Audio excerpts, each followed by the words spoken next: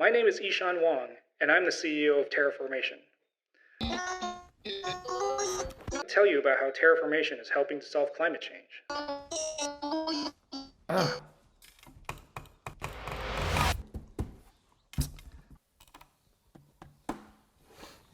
No one hates technology more than an engineer.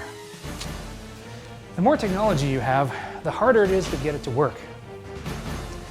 That's why when you want to solve a really big problem, the best solution is the one with the least technology.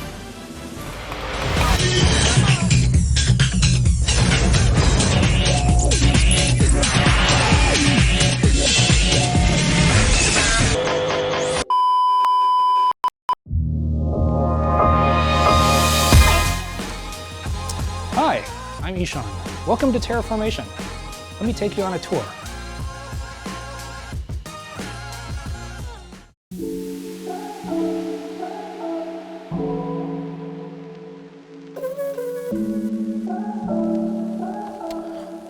Welcome to one of our nurseries.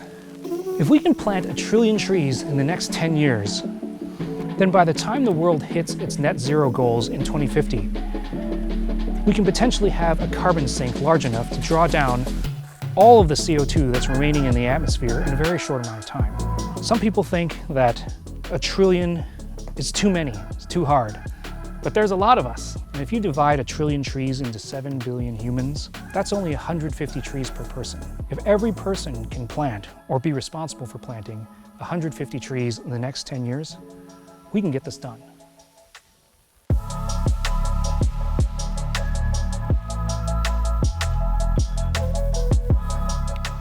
This is where it all begins. This is our modular off-grid seed bank.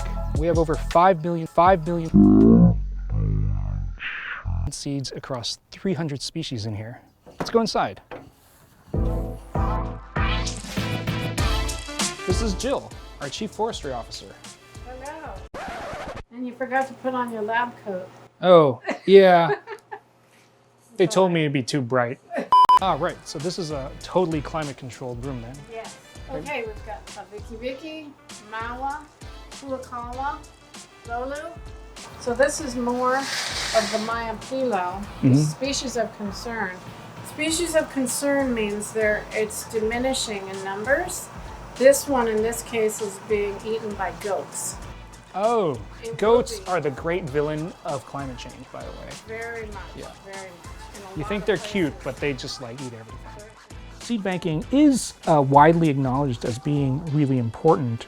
And there's a lot of science that's been worked out about how to preserve seeds, how to analyze them, how to store them. But most of the advanced seed banking is done in large, very well-funded research institutions. But seed banking is actually something that people all over the world need to be able to do. And so our innovation is actually that we have created small working seed banks that are built with inexpensive, off-the-shelf commodity materials.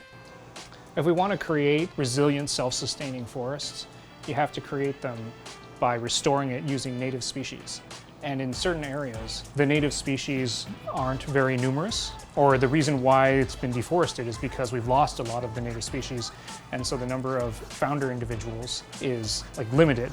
So you can't always find enough seed. Like every tree comes from a seed. You can't always find enough seed in order to reforest or restore an entire native forest at once. So you actually have to start seed banking for years before you begin the restoration process. Stuff I learned from her, I'm just repeating it and getting. This is where we bring the plants after they've been in the nursery. We bring them here so that they can get acclimated before we put them into the ground. Here's the koa. Let's take it into the field. All right, let's go.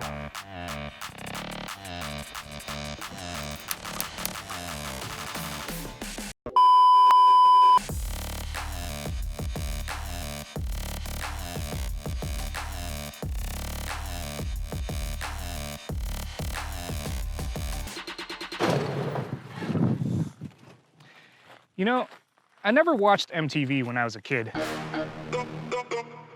And the producer said, "We gotta get all these cars out here." They're not my cars. What I wanted to talk to you about is the solar panel. Next, I'd like to tell you about solar-powered desalination, which is going to change the world in the next 10 years. Now here's where the magic happens. Fair warning, it's kind of loud in here.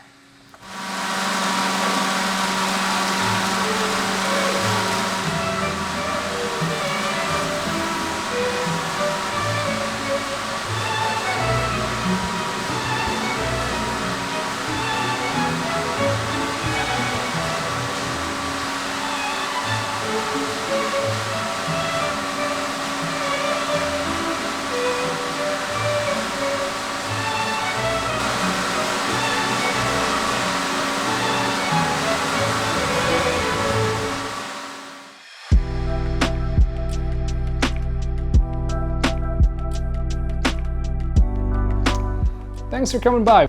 Oh, it's too much of an accent. Thanks for coming by. I hope you learned a lot today. I gotta get back to work. I'll smell you later.